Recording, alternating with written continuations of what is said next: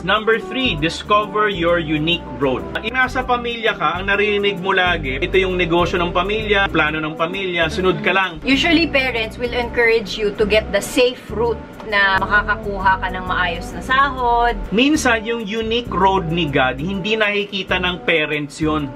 No matter how much we love our parents or they love us. And there are a lot of times na hindi nakikita ng tao yung plan ni God for them because they're so focused on what their parents are telling them. Lalo na if you have spiritual beliefs, you don't know what God has planned for you. Kaya nga siya God kasi nakikita niya yung hindi nakikita ng tao. Pag bumukod ka, mas lumilinaw yon kasi pag nakabukod ka na, si God na ngayon ang gagawa ng paraan kung saan ka kailangan dalhin. Parang ganon. If I stayed in the family home, hindi ko mahanap yung aking career na sobrang love ko, which is music. Ngayon, medyo open na kasi yung China ngayon, ang dami ng arts, may mga singers nila, billion ang audience, di ba? But many years ago, lalo na nung year 2000, late 90s, most Chinese families are closed or negative towards career in music or arts. Kasi nga parang, hindi naman trabaho yan, hindi naman stable. Nung bumukod ako, I love my parents, kaya nung nasa bahay pa ako, medyo hindi masyado ini-encourage. Actually, may kasama akong ka-high school friend ko. Pareho kaming nasa family business. Pareho kaming Chinese. Pareho kaming sinabihan na, anak, ito yung negosyo, dapat ituloy mo lang. Pero ang funny doon, nung umalis kami, sobrang nahihirapan kami. Pero nung dulo, naging sobrang fulfilling sa akin yung music.